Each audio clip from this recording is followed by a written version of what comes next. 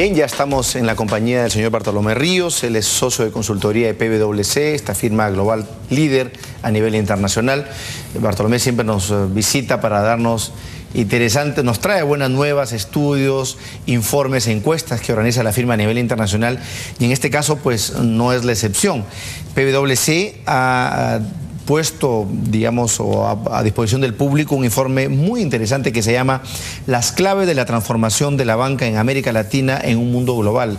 Un estudio que, como siempre, es internacional, pero que tiene ciertamente, en el caso del Perú, efectos y consecuencias y, digamos, aspectos que son muy relevantes para tomar en cuenta. ¿Cómo estás, Bartolomé? Como siempre, un gusto estar contigo. ¿Cómo estás, Mario? Este evento se llevó a cabo hace algunos días con la presencia del propio ministro de Economía y Finanzas y otras autoridades del sistema financiero y monetario. Y cuéntanos cómo así sale este estudio, cuándo se hizo, y en mérito a qué objetivos. Sí, bueno, este estudio sale recientemente, está fresco el informe, ha sido realizado por Price en conjunto con el Instituto de Empresa de Madrid. Price y el Instituto de Empresa en conjunto auspician un centro llamado Centro de Estudios Financieros en España, y este es un estudio que busca entender cuáles son las tendencias en América Latina para la banca para los próximos años, digamos, para los próximos 5 o 10 años. Y lo hemos presentado aquí en Perú hace 2 semanas a colación de que en nuestro país PwC está comenzando a trabajar activamente consultoría de negocios al sistema financiero. Eso es algo nuevo, ¿no es cierto? Esto es algo, claro. Para Perú me refiero. Para Perú, nosotros históricamente hemos trabajado más en temas tributarios y en temas de auditoría, algunos temas puntuales de consultoría de negocios, pero en el pasado no hemos hecho una consultoría muy completa al sistema financiero. Desde hace pocos meses hemos comenzado a hacerlo, y esto se hace a partir de un equipo local que hemos formado, y además apalancando la experiencia y las credenciales de nuestros consultores a nivel internacional. Y que además son bastante importantes y con muchísima experiencia, ¿no es cierto? Sí, en diversos tipos de experiencias. Claro, financieras. Lo que ocurre es que así como nosotros en Perú no habíamos trabajado el sistema financiero de una manera integral, en el mundo sí se hace, y se hace desde hace décadas. Entonces, lo que hacemos es facilitar la importación, entre comillas, de estas experiencias de otros expertise internacional de PwC para el caso peruano. Así es. Qué interesante. Bueno, yo vi acá, la presentación es bastante grande, hemos seleccionado algunos temas, pero aquí hay uno que me interesa, que es este tema de las 7 palancas que ponen el mundo en sus diversas manifestaciones, ¿no? Sí, el estudio se organiza alrededor de 7 tendencias o 7 palancas que son palancas que se observa hoy día en los distintos sistemas bancarios alrededor del mundo, específicamente en este caso de América Latina. Y entonces son 7 las palancas que aplican. Una es el entorno global, la segunda el marco regulatorio.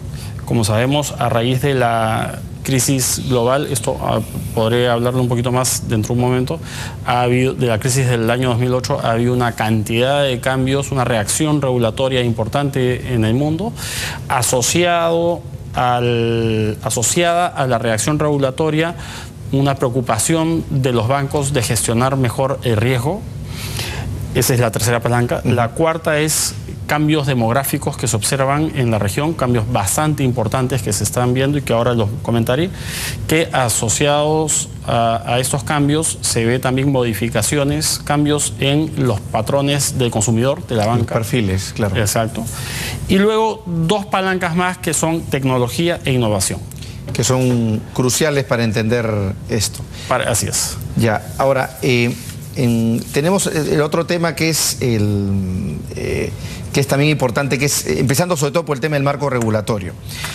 Tú decías que algo que me parece que es crucial, a raíz de la crisis del 2008, los marcos regulatorios, sobre todo en aquellas economías que han sido bastante flexibles o permisivas, ¿no es cierto?, con una serie de figuras financieras, ¿no es cierto?, a raíz de esta enorme crisis que se generó, pues resultaba una paradoja, ¿no? Resultaba que en países emergentes como el Perú, y en unos otros, donde la regulación financiera era muy conservadora y estricta, terminaban contrastando con algunos casos europeos y norteamericanos donde esta era muy laxa.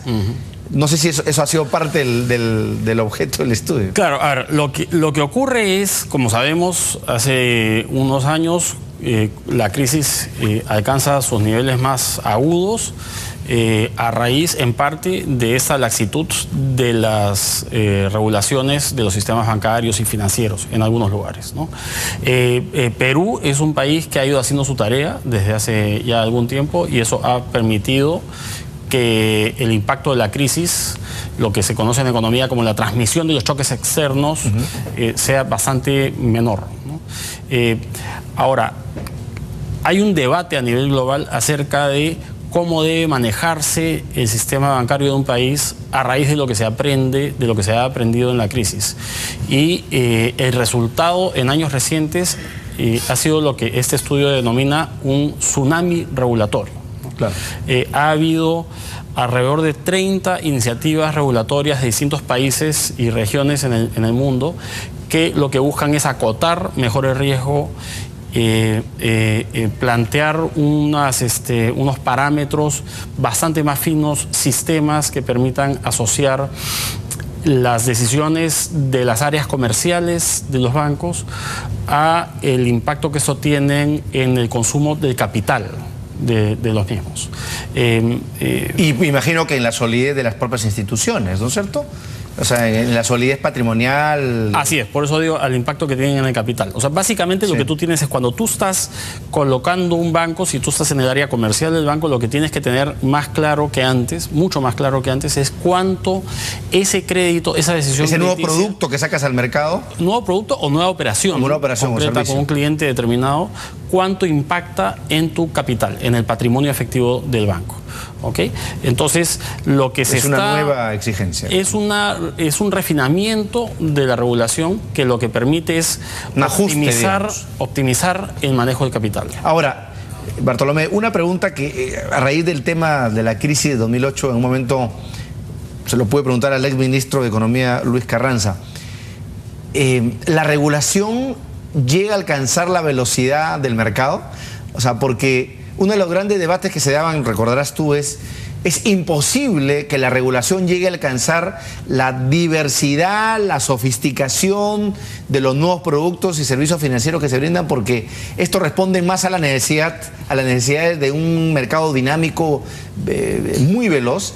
Y la regulación normalmente llega a la saga, llega tarde. No sé si ustedes, a propósito de ese estudio, han podido evaluar esa paradoja, digamos. Claro, a ver, ese estudio no trata tanto sobre los ritmos de los reguladores en relación con los cambios en los mercados. De lo que trata cuando habla del marco regulatorio y asocia esta discusión a temas de gestión de riesgo, es de cómo se debe tener una concepción bastante más profunda. Y conservadora del manejo. No necesariamente conservadora, sino adecuada, digamos, ¿no? Porque no quieres irte al otro extremo tampoco, ¿no? Lo que tú quieres es encontrar un punto medio adecuado que permita que los sistemas financieros, los sistemas bancarios crezcan bien. Un ejemplo, por ejemplo, cuando tú en América Latina comparas el concepto de crédito vencido, mientras en el Perú es el concepto de los 30 días, en otros países es 90. Entonces, una de las cosas que siempre se discute a nivel de sistemas financieros en América Latina es cómo vas a comparar la solidez o la liquidez o la fortaleza patrimonial de un banco o de un sistema en América Latina respecto a otro, porque es como comparar papas con camotes, porque las exigencias regulatorias son diferentes. Varían, ¿sí? Pues, por ejemplo, en la región europea se está buscando estandarizar una serie de parámetros para que la medición de riesgo sea a nivel de Europa o de los países que integran la Unión Europea en su conjunto, ¿no? Y esto facilita esta comparación. Ahí se explica con mucha mayor razón. Claro, lo que tú tienes además es, por ejemplo, bancos que son transnacionales, que operan en Perú.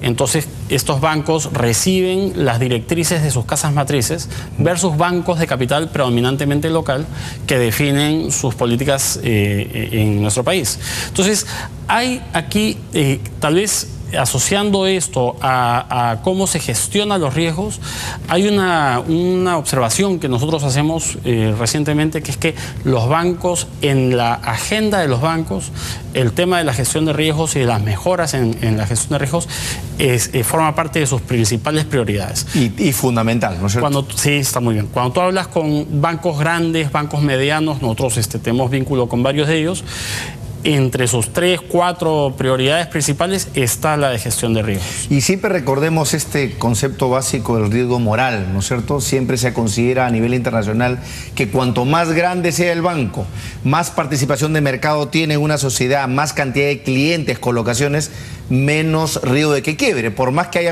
hay un mal manejo en la institución, siempre los rescates de los estados, por evitar un daño sistémico a la economía, terminan pues financiando esas pérdidas. Pero bueno, es una discusión muy interesante e inacabada, de hecho, de paso, hasta el día de hoy. ¿No es seguramente. así? Solo para agregar una idea, antes de pasar al siguiente punto, este estudio subraya la necesidad de que la comprensión de que, y lo pone así entre comillas, riesgos somos todos. ¿Qué significa esto? El área de negocios tiene que entender la profundidad, las aristas que representa el manejo de riesgos. El área de riesgos también, o sea, no debe ponerse ni muy laxa ni muy exigente. El área que maneja el capital, que cuida el capital del banco, etcétera. Entonces, mientras haya una comprensión cada vez mayor acerca de un buen manejo de riesgos, entonces la vulnerabilidad de una institución bancaria frente a crisis o a problemas se reduce o se acota. Así es. Y finalmente, Bartolomé, antes de ir a la pausa, tenemos este tema del cambio demográfico como otra palanca crucial. Una palanca muy importante en América Latina. 3 elementos que explican un cambio demográfico sustancial que a su vez va a influir en la manera como se hace banca en la región. Primer elemento, urbanización. El porcentaje de poblaciones urbanas en América Latina se ha duplicado en 50 años, 60 años más o menos. Ha pasado de alrededor de 40% a 80%. Nos hemos desruralizado, digamos. Correcto. Para decirlo. Correcto. Entonces, el consumidor o la persona que habita en una ciudad tiene unos hábitos diferentes, naturalmente, en su relación con los bancos del que habita en zonas rurales. Segundo elemento, la clase media ha crecido sustancialmente. En la década pasada, la clase media en América Latina ha subido más o menos, en términos gruesos, de 100 millones de habitantes a 150 millones de habitantes. Y esto en el Perú tiene una importancia hoy día crucial. Es justamente un fenómeno histórico nuevo en el Perú, esta nueva clase media emergente. Lo hablamos, me parece, en una entrevista anterior a colación de empresas familiares, cómo van surgiendo empresas familiares en ciudades del interior del país. Pasa, pues, naturalmente también con la clase media. Sube la clase media, baja la población en extrema pobreza, eso cambia el perfil del consumidor. Y en tercer lugar, la pirámide demográfica, que hoy día en América Latina es más una suerte de triángulo. En el Perú de rombo, dice Arellano. Sí, va a terminar más rectangular. ¿Qué significa esto? Que en los distintos segmentos etarios va a haber una proporción... Un ensanchamiento. Va a haber más o menos el mismo porcentaje de gente en poblaciones jóvenes, adultos mayores, dentro de algunas décadas. Entonces, este cambio de pirámide a rectángulo, que por supuesto es un poquito más o un poquito menos dependiendo del país, este cambio va a explicar o va a propiciar una manera diferente en que los bancos deban relacionarse con sus clientes. Solamente un detalle en agregado a lo que dice Bartolomé, este estudio de PwC. Por ejemplo, en el caso peruano siempre se ha dicho que la bancarización a zonas rurales es significativamente más cara que las zonas urbanas. Obviamente, la tecnología, el costo de bancarizar gente es mayor. Con esta tendencia, evidentemente, ese segmento de la población que en el Perú es aún bastante desatendido, pues tendrá que ser mucho más eficiente, justamente porque los costos asociados a la bancarización en zonas rurales son bastante o significativamente mayores al de las zonas urbanas.